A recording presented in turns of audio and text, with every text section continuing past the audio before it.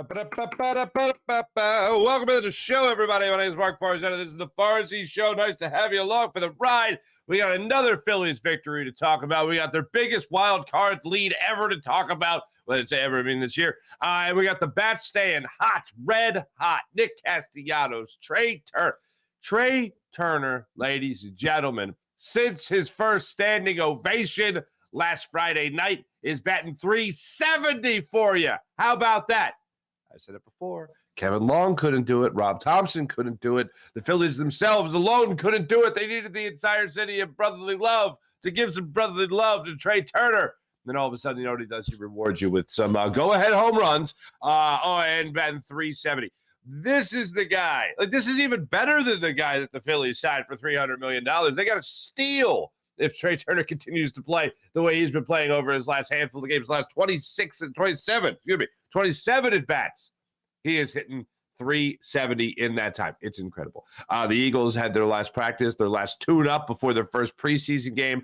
I'm a guy that always wants to see the starters. I'm a guy that wants to see them out there for a series, get that under their belt, and then get them the hell out of there. I understand that it's football and they might get hurt and they don't need some practice squad guy from some other team taking a shot at Jalen Hurts. Odds are they might not be on the field at the same time. Most likely they won't be on the field at the same time anyway. They'll have at least their second team guys out there, but nobody needs to be made and have their name made for themselves by a cheap shot on your quarterback. I get it. But I do think there's something to be said for some rhythm. I do think there's something to be said for that communication between their new coordinators and the players themselves. Now you have Sean Desai calling plays defensively, and obviously Brian Johnson calling plays offensively. I want to see them practice that as much as possible with the guys they're going to be doing that with during the regular season. So yes, a series, you know what it helps you do? Does it make or break it? No, absolutely not. But you know what it does? It makes you think maybe a little bit differently about the way you think you're going to go about your job before you actually go about your job. So I'm all for the starters playing a series and then getting the hell out of there, and then never seeing you again for the rest of the preseason, and then leave it up to everybody else to get down that rhythm, that cadence, and that communication with the sidelines. So we'll talk about that today. I love that this is a story. And, you know, one of my favorite things is if I go out and about in the world, right, particularly in my days as a young 20-something working for WIP radio, and going out and like hosting bar events and all that stuff. What I found really interesting about that opportunity was it was an opportunity to interact with fans. Like, you were literally wearing a WIP t-shirt. You stood out like a sore thumb.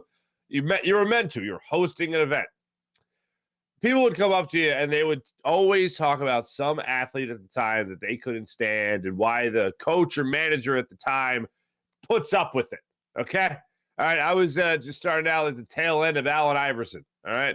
And I was going out there, and people would say, why does it make him practice harder? He plays hard, practice hard. You know something? That's how old I am, okay? So it was this type of thing where I kind of just got used to the idea that fans always wanted players to be coached hard. Just like, you know, I coach my son's JV football team, and when they drop a pass, I make them run a lap. They should do that in the pros. Why doesn't Andy Reid have these guys running laps when they drop a pass? And that's just the way people, you know, they want the game to not change from the time they were kids to now. These guys are professionals. These guys are professionals. I did it as a kid. These guys are professionals. They should be doing it too. Well, the professional athletes get usually, yes, the word is coddled. And it's a little bit different when you're a professional than when you're, you know, just coming up, enjoying playing a game. Jalen Hurts is everybody's dream come true.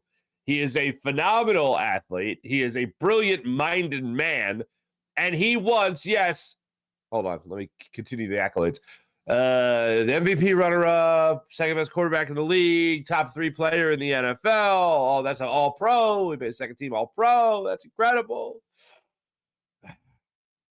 And he wants to be coached hard. I love that it's a story in the offseason. Oh, Nick Sirianni was seen coaching Jalen Hurts hard.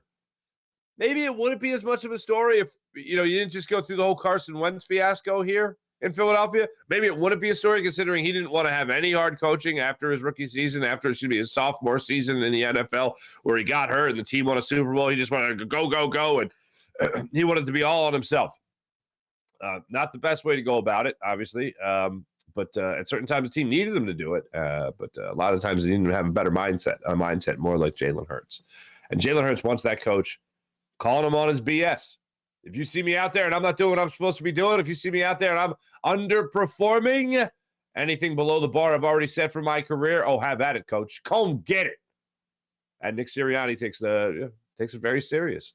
I think that Jalen Hurts is an insanely intense person, especially the mental aspect of it. I think he's got a great mental approach to the game. I think Nick Sirianni is a wildly passionate person. And I think if he sees something that'll, get a player going a little bit more, motivating them a little bit more, oh, he's going to do it. Whether that's a bullhorn, whether that's yelling at assistant coaches, whether that's yelling at his players, whether that's yelling at his MVP caliber quarterback that helped lead this team to a Super Bowl last year. He's going to jump all over it. And Jalen Hurts to be that type of quarterback that can respond to it, that type of player that can respond to it, that type of man that can respond to it and not curl up in the fetal position, then yeah, I want that guy to be my quarterback. And yesterday was the first time since all that went down last week where Jalen Hurts got asked the question himself about what it's like to be coached hard. Why do you like that kind of attitude from a head coach? What does that say about you? What does it say about your coach? What does it say about your relationship? We'll let you hear what Jalen Hurts had to say about that. Also, the Eagles depth chart came out yesterday. Did you take a gander at this yet? I can't help myself, ladies and gentlemen. I'm just going to jump right to it. Okay, I'm going to show you right now. Okay, for the people on the podcast. Professor Dutch, watch out! That's poison ivy. All right. Anyway, he said he goes hiking when he listens to the podcast. Stay on the trail. All right. Did you bring enough water? Water, whatever, what have you?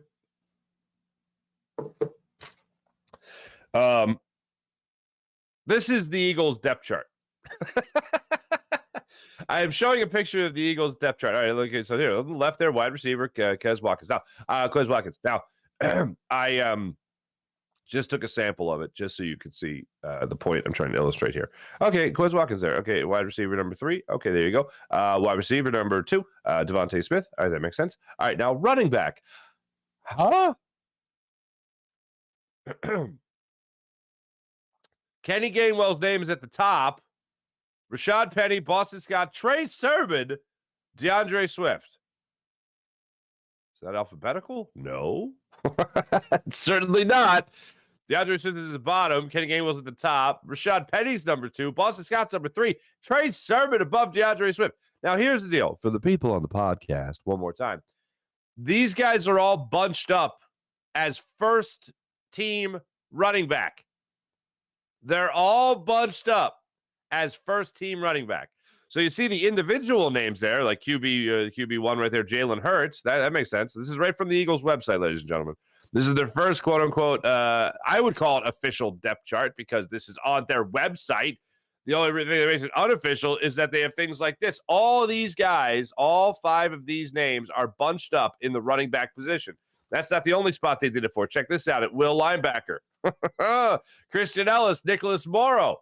They are listed as the starting Will linebackers. Then you go down to the safety position. Check that out. Terrell Edmonds, Kayvon Wallace are your starting, free safeties next to Reed Blankenship playing the strong safety role.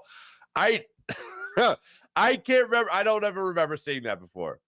I don't remember. I remember seeing the individual names out there just slotted in those spots and then labeled. Like, for instance, Cam Jurgens is listed on there as your number 1 guy. You know who's not under him? So I guess this concludes any real thing there, any real competition. Tyler Steen is listed as number 2. Every single position that is supposed to be a battle at training camp has not been decided according to this depth chart. Now, the only one that has come out after, this came out after Nick Sirianni's press conference, so they couldn't ask him about it. Sly dogs, those Eagles. The only one that seems to be decided per the depth chart is the battle of right guard. Cam Jurgens is your starting right guard. Apparently, the Eagles are going to start 5 running backs. They're going to have like 2 offensive linemen just to make sure the running backs are just, they can get them all in the field. I don't know.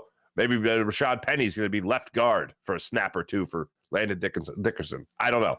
But I never see that. So that's where the Eagles are at right now, and that's how secretive they're trying to be about their position battles. I will say, one thing it does do, it makes me look at that name, Kayvon Wallace, there at the safety position. I still can't believe we're seeing his name as much as we have. And I forget who it was that we had on. Maybe it was Brandon Lee Gouton.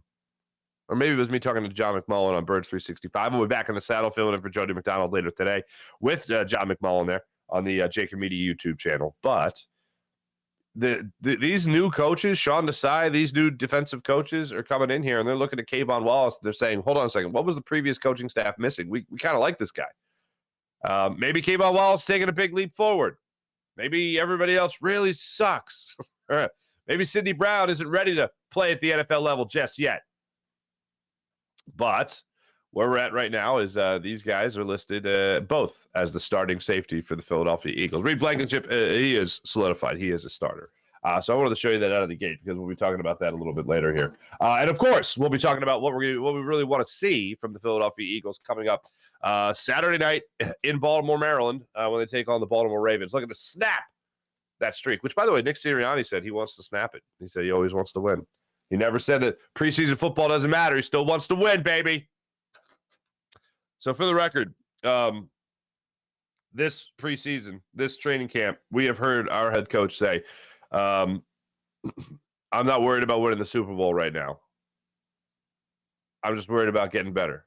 Okay, to finish the quote. But I do want to win preseason game number 1.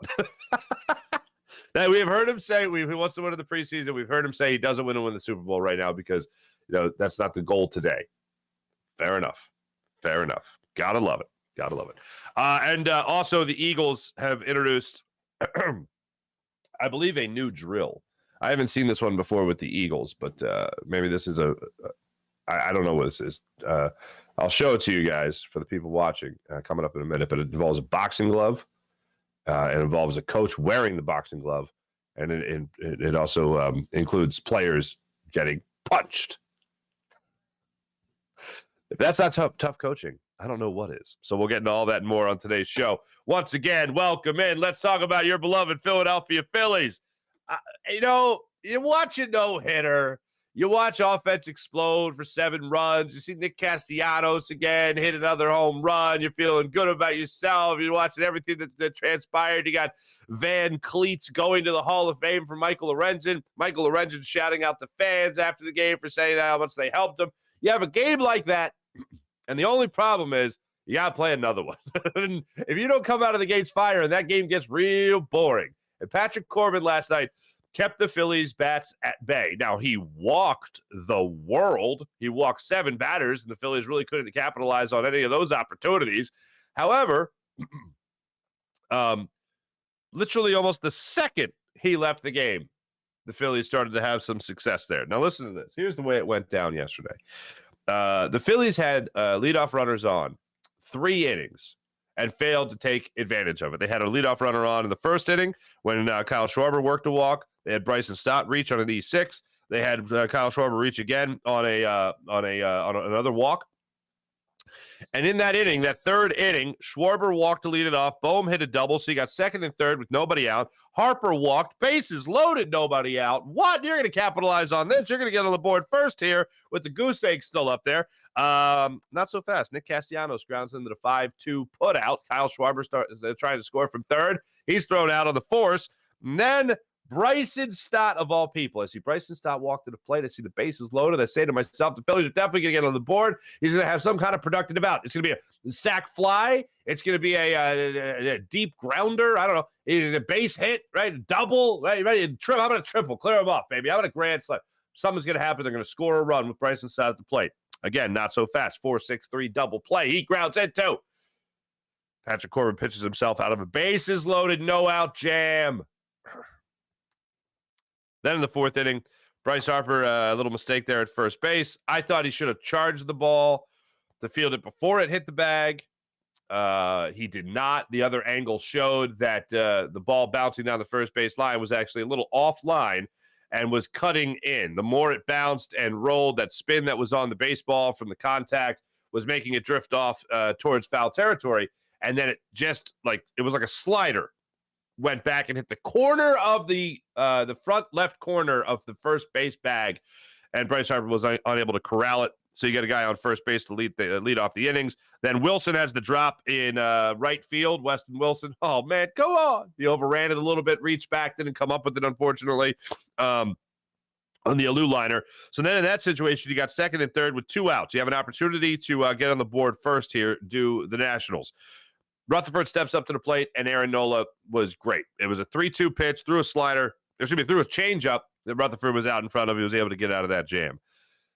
Aaron Nola came out in the 6th inning to pitch the 6th inning at 97 pitches. This might have been the first time in a very long time, especially, and it's weird saying it after a 124-pitch no-hitter by Michael Lorenzen.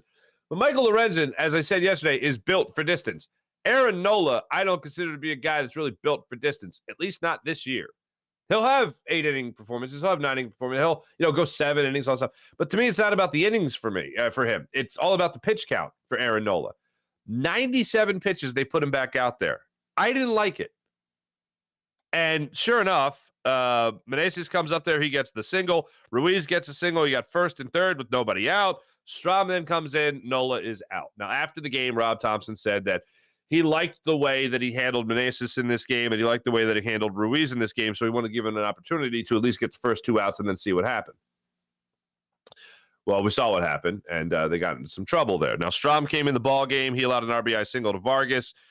Just missed out on I think it would have been a 3-6-3 double play to get 2 outs right out of the gate. And unfortunately, it didn't go down. Bohm, a little late on throwing the ball to first, and then Turner tried to turn it. And it wasn't there. And they were able to hold the runner at third base there. It was Meneses at third. But then later in the inning, Vargas comes up against the RBI single, so you're down 1-0 in the 6th inning, and then Strom's able to get out of that inning with striking out Alou. Going to the bottom of the 6th inning, you're now down a run. Aaron Nola just pitched 5 scoreless innings, but then was charged for a run on the RBI single by Vargas because that was his man on third base, and Meneses having given him the leadoff single. So he went 5 innings in total last night. He allowed 1 run. Yes, it was earned, unfortunately, and he does not get the win. Trey Turner steps up and hits a 2-run home run to left field. Stott was able to start things off by reaching on an error. Patrick Corbin couldn't catch a baseball that was thrown right at him from his first baseman, Dominic Smith, and it went right by him. Stott's now on second base. Turner comes up. He puts a 2-run home run into the left field stands for his second home run of this homestand. Absolutely incredible. Then in the next inning, Nick Castellanos steps up. He hits a 2-run home run, his 20th home run of the season. What, his 6th home run in August now? The guy is just monster. He's a monster is what he is, the way he's been hitting the baseball lately. So Nick Castellanos comes up there, gives you a 4-1 lead. JT Real Muto comes up there. He hits a 2-run home run. The Phillies get 3 2-run home runs in this game to take it to the Nationals and get the win 6-2. Marte came in later, allowed a run. It could have been a lot worse. He was able to get 2 big strikeouts to get out of a jam there in that 8th inning. Alou striking out on a 3-2 slider down and in, and then Garrett struck out on another 3-2 slider, so he was able to get out of that jam and preserve what was then a 4-run lead. But if you look at some of these guys in this Phillies lineup, Trey Turner's the guy that absolutely sticks out the most when it comes to how he's been able to turn it around on this homestand. But Nick Castellanos, ever since that series against the Marlins, the beginning of that series, so they leave Pittsburgh, they go to Miami. Nick Castellanos goes to his Miami home. He gets in the batting cage and he starts hitting baseballs till, 1 in the morning? Trey Turner, I think, was till midnight after his awful game. And then Nick Castellanos was till 1 in the morning just hitting baseballs at his house in Miami. Well, ever since then, Nick Castellanos has been that monster that I alluded to just a second ago. Nick Castellanos had been struggling mightily, as we all know. The All-Star had hit a huge wall, unfortunately, in the month of July. In the month of July, he was hitting... Where is it? Here it is. In the month of July, he was hitting 162 with a 194 on-base percentage. That's what he hit in June. July. He hit 4 home runs that month, so that was nice. That's pretty good for him. Now in the month of August, He has turned it around completely. He's batting .302 with a .318 on base percentage. He's got 6 home runs in the month of August. And by the way, it's August 11th for those keeping track at home. He has really turned it around, and that is fantastic. To see that kind of production from Nick Castellanos just through 43 at-bats so far through this month, it makes you feel like something special is going to happen with Nick as the season goes on. 20 home runs for Nick Castellanos now after 3. I believe it's 3 now that he's hit in this series alone. Pretty spectacular. There is one point of concern, and that's Bryce Harper. Bryce Harper left the game right before the 4th inning, I want to say it was. And they showed him on TV, and Kruk pointed it out, but they showed him at first base. They pointed out the shoulder, the shoulder shrug a little bit. I just thought he was straightening out his uniform. I didn't think he was doing anything health-wise. I think he was just getting comfortable. But then he goes back to the bag, and they show this part of it, which was him kind of going into a squat and trying to stretch out. He ended up leaving the game. Right before the 5th inning, Bohm went the first. Castro, who I could never see Castro again and be happy about it. But anyway, Bohm goes out there to first base, and Bryce Harper's taken out of the game. Later, it comes out that he is listed as day-to-day with mid-back spasms. So back spasms has Bryce Harper taken out of the game last night. After the game, all Rob Thompson said was that the medical staff came up to him, and they said, look, he's having back spasms. And Rob Thompson said, okay, well, he's done. He's done today. We'll list him as day-to-day. We'll see how he feels tomorrow. So hopefully Bryce Harper wakes up today feeling all fantastic. But yes, and that is a huge concern. I don't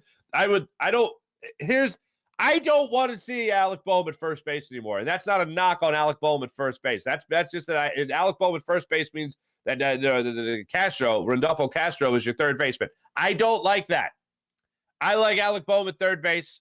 I like Bryce Harper at first base. Jake Cave is an inexperienced guy at first base spot. I don't know. Cody Clemens getting hot in the minors. Is he going to come up again and play first base for you? Maybe you're going to have to wait for September for that to actually happen. But I could really use Bryce Harper at first base. Would love Bryce Harper at first base as much as possible, and Alec Bohm at third base. So, yes, it's a bit of a concern, especially with the way the Phillies bats have been coming around as of late. I'd like to keep this lineup together. And the regulars in that lineup as much as humanly possible. So right now, Bryce Harper just listed his day-to-day. And that's where we're at after that 6-2 win. Phillies are now going to welcome the Minnesota Twins to town for a series. So Christopher Sanchez will get the ball tonight. So that was the Phillies last night. As of right now, look at this. This is a thing of beauty. For the people on the podcast, here are the wild card standings. Phillies now. A season high, 12 games over 500. How about that? They are 4 games up in the wild card spot. They are the sole leaders of the number 1 wild card spot, and they are a game and a half up on the San Francisco Giants. They are 4 games up on the Miami Marlins, and the Cubs and Reds are half game out of wild card contention, while the Arizona Diamondbacks are 2.5 games out of wild card contention. Padres 4.5, and the New York Metropolitans are 7 games out of the wild card spot. How about that? It is. I mean, we're using this word a lot. Palpable when we talk about Sean Desai, the Eagles defensive coordinator. Sean Desai wants the defense to feel palpable. When your Phillies baseball team is mashing and you're getting good outings from your starting pitching, man, it is palpable. You feel the buzz. It really felt dead in the first 5 innings of that ball game. Oh, man. That was after a no-hitter. That was it. I'm going to go and say it. It was boring. And Patrick Corbin's walking guys. Phillies aren't able to do anything with it. And then the Phillies just come out swinging all of a sudden. Next thing you know, you got 3 separate 2-run home runs, and you got 6 runs on the board. In what, 2 innings? Yeah, that's pretty good. I kind of like it. 3 innings, technically speaking. No, 2. The 6 innings, 7 inning, bada boom, bada bang. There you go. That's what you got. I said before, I'm all for tough coaching. I think it's something that a lot of people identify well with. I think everyone thinks about that one coach that they had that was a real hard ass. I certainly have my list. Love all the guys, but back in the day, love the guys, but there were some tough coaches. But then, I was a kid. You're a kid. You're a little grade school kid. You're a high school kid. People still look back on those days fondly, obviously. But they want the players at the NFL level, at the professional level of any sport, to have a similar type of coaching. Don't be coddled. You're a professional. Well, that's kind of why they're being coddled. Like, you're a pro, you got to handle it yourself, that type of deal. Which is why a guy like Trey Turner can be in such struggle, be struggling so bad and not be able to get out of his own head until he's pulled out of his own head from the Philadelphia fan base. Something like that. You get what I'm saying. But the fact that this has become a story with Nick Sirianni and Jalen Hurts about how Jalen Hurts likes to be coached hard. And he told Nick Sirianni when they met 2 years ago, hey, coach me hard. Don't be afraid to coach me hard. So Nick Sirianni said, all right, let's I'm gonna hold you to that. Let's give it a shot. So Brian Johnson, Nick Sirianni have already been asked about the attitude of Jalen Hurts and what it means to be able to coach an athlete like him hard. And they both said the same thing. It sets a precedent for everybody else on the team. If Jalen Hurts can get it like that, how am I going to get it? And then Jalen Hurts yesterday was finally asked about that same question, and here's his response. Yeah, I know as a coach and as a team and as a leader, I know that I am. Everybody is worthy of getting coached, So I can't get on another guy for acting a certain type of way towards something, and I'm not practicing what I'm preaching. So we're all here to learn and continue to grow. I'm a big fan of history, ladies and gentlemen, and you read about history's greatest generals. The greatest generals are not the guys that go over there. The greatest generals are the ones that go, follow me as I go over there.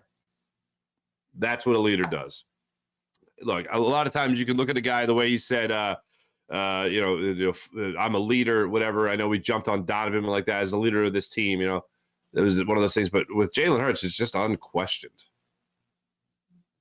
I don't think I've ever seen a quarterback like this in Philadelphia in my lifetime. A quarterback like this that I have zero doubt about. With Donovan, as it went on, it kind of got spoiled. The relationship, obviously, T.O. and losing the Super Bowl and that whole thing, and hey, they went to another conference championship 4 years later. So it was pretty special in terms of what he was able to do here, but it was always questioned. There was other guys that can put it this way: if you get even beyond the talent range of a guy like A.J. Brown, right? If you bring in a guy even better than that, then he becomes the number one guy.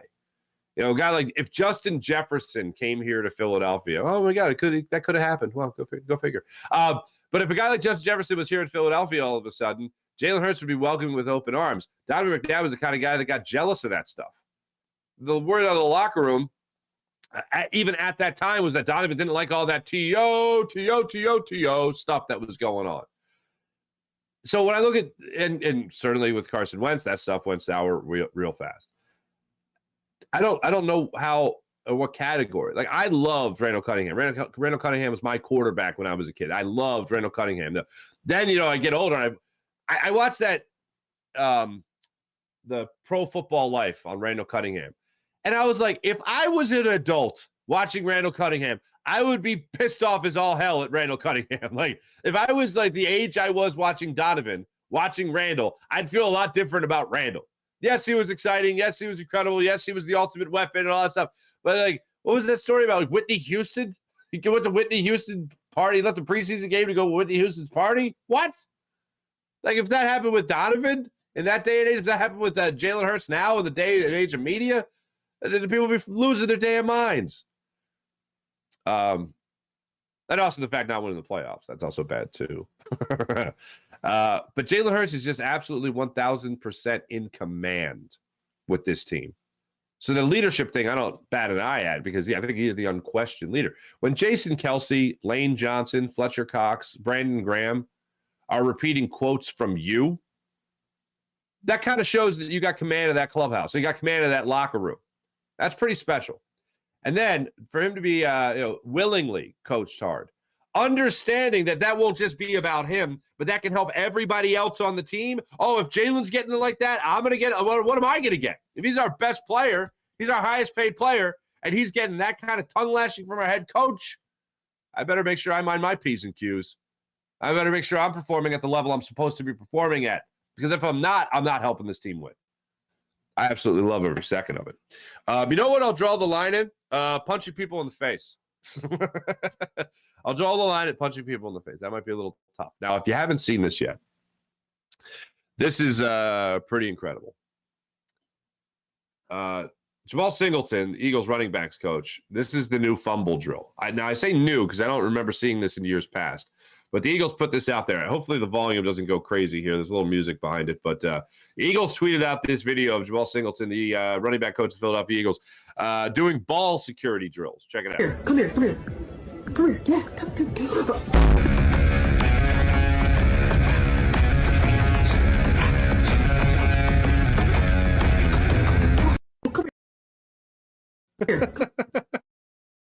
Here. On. Am I doing it? Is it not? Boxing glove on, and he's punching players that are running up to him with the football, trying to punch the football free. Obviously. I love it. That is incredible. I've heard about things like this before. I've heard coaches trying to smack the ball out. They did the Eagles tweeted out a great what do you call it? The drone video of the gauntlet drill where they literally run through the gauntlet and the little things just smacking them in the arm as they're running through. But a coach actually putting on a boxing glove. Hey, come here. Hey, come here. I want to talk to you. Bam! Bam! Hey, come here. I just want to tell you. Bam! And he's punching the crap out of him. Kenny Gainwell was addressing the media yesterday, and Dave Zangaro of NBC Sports Philadelphia asked the question, hey, what's with that boxing glove and how accurate is Coach Singleton? In terms of ball security, when Jamal has the glove on, how accurate is he hitting that? He accurate, but he'll miss sometimes. He'll sometimes catch you in the jaw or catch you in the arm, give you a little frog or something. But that all come with it. We always go up through between the tackles, and it's always big guys hitting you in the arm, hitting at the ball. Defense always ripping at the ball and trying to like pull your hand off the ball. So basically, that's all what's gonna help us. That's gonna help us down the line. When we carrying the ball. Kenny, how would you? I just let the record show that he was asked about what his favorite ball security drill was, and you know what he said? He said, "Oh, the gauntlet." Now, knowing Dave, and Dave's a great reporter, Dave was trying to tee him up for that answer. So he said, "Wait, what's your favorite drill? What's your favorite drill?" And he said, "The gauntlet." So you know what that tells me? It's not his favorite drill. Getting punched by his coach. I'm going to go ahead and say that's not his favorite. And first, if you're going to put boxing gloves on, where's Nick Sirianni? Hey, I feel like he should be the guy punching people. I feel like he'd be the guy that absolutely loved that. You want him coaching hard? Boom. Maybe during the season, if Kenny Gainwell, if Boston Scott, if Rashad Penny and any of these guys, DeAndre Swift, maybe Trey Sermon, because he always loved mentioning Trey Sermon. Maybe Trey Sermon goes out there and drops a ball or whatever it was, or fumbles a ball in a game. Maybe Nick Sirianni, then he puts on the boxing gloves.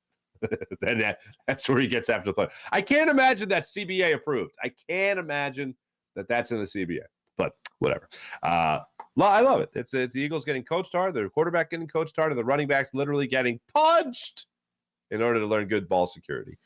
One last note. Now, Nick Sirianni did address the media yesterday, and shocker, he didn't say anything about any of the starters playing. He talked about maybe the young guys getting out there and getting that experience. So, number one for me, I can't wait to see Nolan Smith out there on the football field come Saturday night against the Ravens. I can't wait to see Jalen Carter out there moving bodies, baby, in the middle of that line of scrimmage for the Philadelphia Eagles. I am so intrigued by Kayvon Wallace. I want to see a huge difference. I want to see a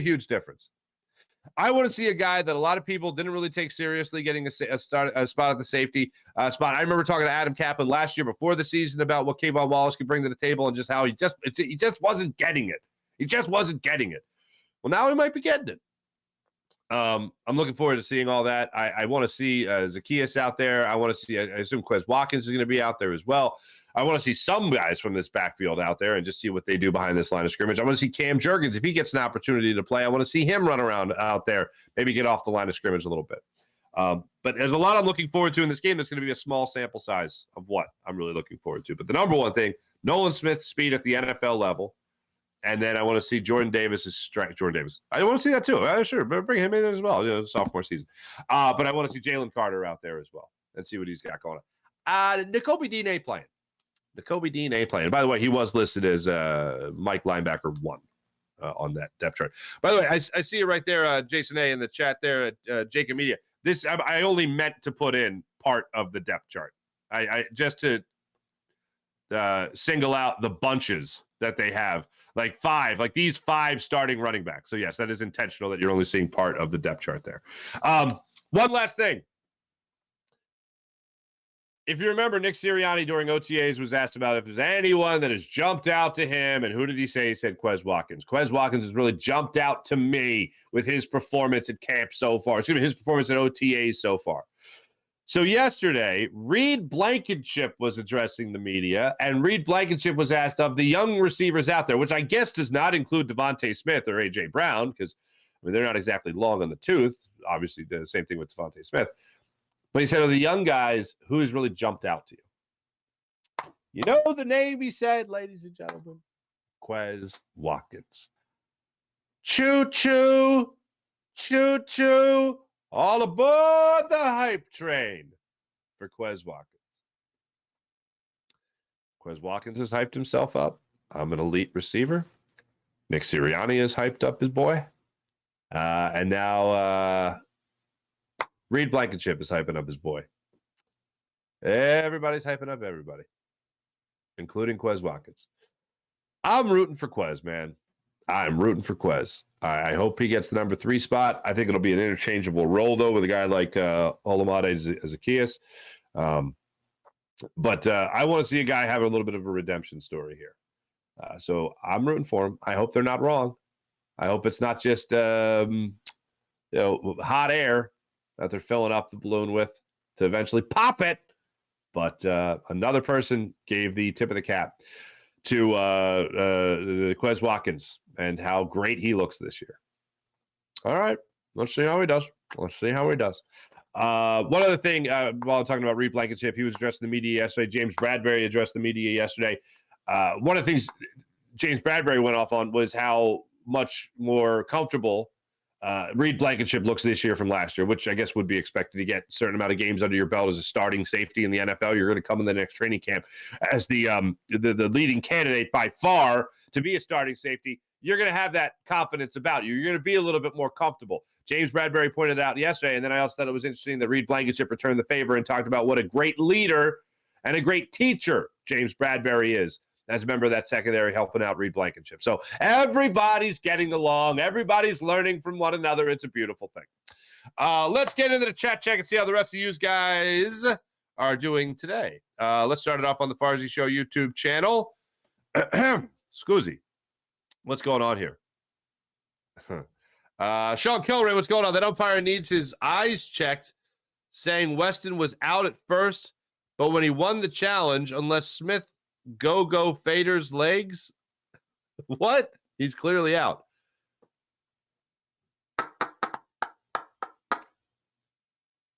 That umpire needs his eyes checked, saying Weston was out at first. I am forgetting the challenge.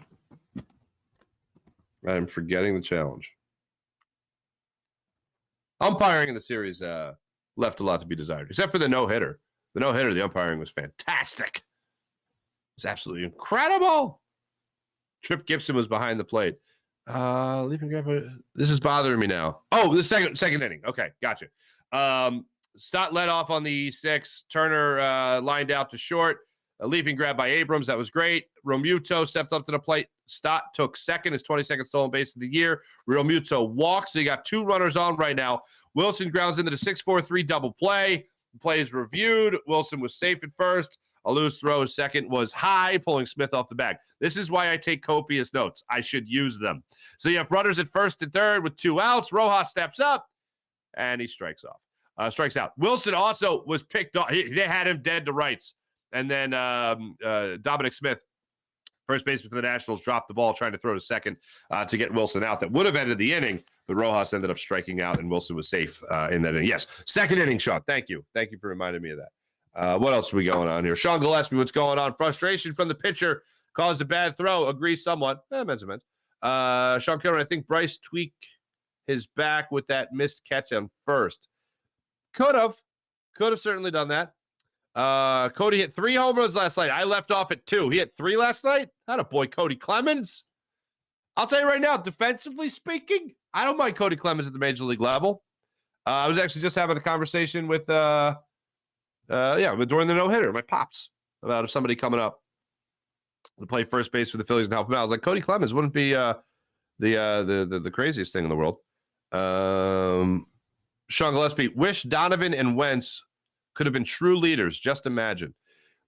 I'll tell you, man.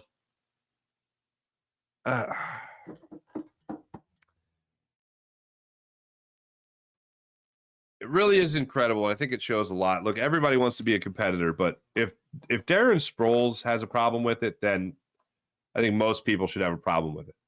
That story about Carson Wentz like sulking in the locker room about the team having success and making it to a Super Bowl, and him just kind of being for lack of a better term, a little baby about it.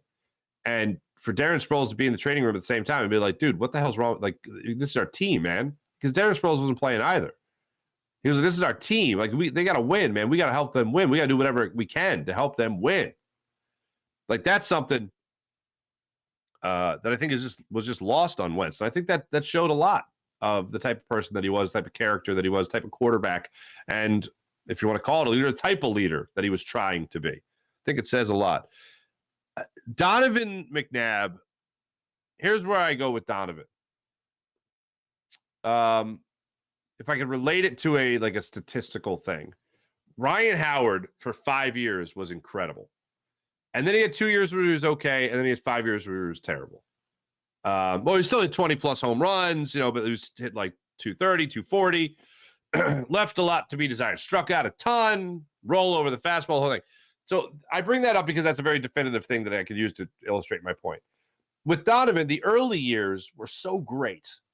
And it was like, wow, this guy is incredible. Imagine when they get this guy a weapon, what he could do. Playing on a broken ankle against the Arizona Cardinals. Coming to town, baby. Throws on a broken ankle. Off the top of my head, I want to say he threw 20 of 24 passing for 2 touchdowns, if I'm not mistaken, on a broken ankle. And I thought, this guy's a gutsy leader. This is the type of leader you want. And then T.O. came to town. They got him that weapon. There was a beautiful, sultry honeymoon period. And then it was gone. And after that, I just had no confidence. There was the off-the-field stuff, talking about black-on-black crime. There was the messages through the media that keep my name out your mouth. I don't get involved in other players' contracts. But by the way, Brian Westbrook should get paid. There was this whole thing with Donovan that he really, in my mind as a football player, he really changed. He really made sort of an about face. And the idea that the Eagles were the best they ever were, but Donovan seemed the least happy he had ever been, made me think it wasn't more about the team, it was more about him. And I hated that. I still hate it. I look back on it now and I hate it. What would have happened if Donovan would have went to Joe Banner and Jeffrey Lurie and said at the time, no, come on, guys. What do we got to do here to make this work? Or if Joe Banner and Jeffrey Lurie would have went up to T.O. after the Super Bowl and said, you came back from you broke your leg in half. I believe half your leg was there, half your leg was not. We reattached it, and you made it back to the Super Bowl 20 minutes later. We're going to reward you for this. A lot of things could have been different. If they do win, Donovan is not the divisive figure that he is in this city. But Donovan, I remember in the early years, it was like watching Ryan Howard physically decline. It was like watching Donovan McNabb almost mentally decline as his career went on. And the way I should say it is the way he was appreciated in Philadelphia, watching that decline. Big turn, big change from the start to the end. Go gadget legs. Yes, Sean, I got you, buddy. No worries. Donovan's April. Good morning, April. Donovan's ego got in his way. He couldn't stand not being the shining star. I got you, April. I see that. Yeah, I concur. That's the way it shaped up, unfortunately. Wait, hold on. Somebody said something about Whitney Houston. Oh, Sean Gillespie. Did not know about Randall leaving preseason for Whitney Houston. Yep, that's what he says. Sean Kilrain, Quez is an elite receiver, according to him. Well, show us moving forward. I'd like to see it as well. What else do we have here? Go on the Jacob Media YouTube channel. What's up, guys? Jason A. Depth chart we talked about. I meant by how they are looking at the team shows part. Oh, not literally. Oh, okay. Sorry, Sean. Sorry, Jason. Okay. I believe in Quez Farzy, he would be a solid number 2 on most teams. I concur. What the hell? But yeah, I'm a fan of Quez. I'm rooting for Quez. No doubt about that. Okay, I meant how they are looking at the team shows part of it. Not literally, yeah. The fact that I literally started cracking up when I saw the depth chart have 5 running backs at the one spot. They could do that every year, and I just never noticed it, but I don't think they do. Especially when you got Cam Jurgens as your starting right guard. Anyway, enough of that. We're at Niners all damn day fan. Okay. Farzy's still all in on the Fightins. You're damn right I'm all in on the Fightins, baby. Talking about the Fightins, man. Talking about the Fightins. How could you not be? Watch that game last night. Have yourself a damn beautiful time. It's amazing. Joe Biden is president. Okay, thank you. At Niners all damn day fan. You're right. Mark loves the Phils. Yes, I do.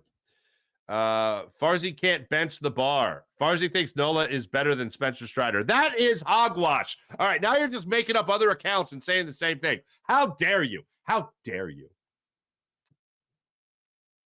Man, if I tried to bench press now, what was I doing? When I was actually doing it consistently, I think I was like repping 185. Like, yeah, I think I got up to repping about 185. I'd do like set to 12. Is that what I got up to? That is what I got up to. Yeah.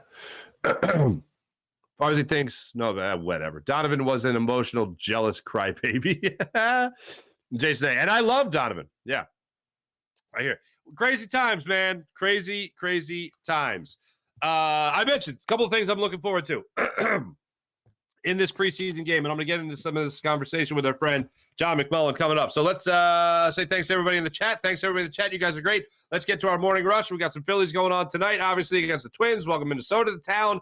And then we got the Eagles kicking off Saturday night in their first preseason game of the preseason. So here's the things I'm going to get into with John McMullen, but this is also going to be part of our morning rush today. Here's what I got for you. Most things I'm looking forward to seeing.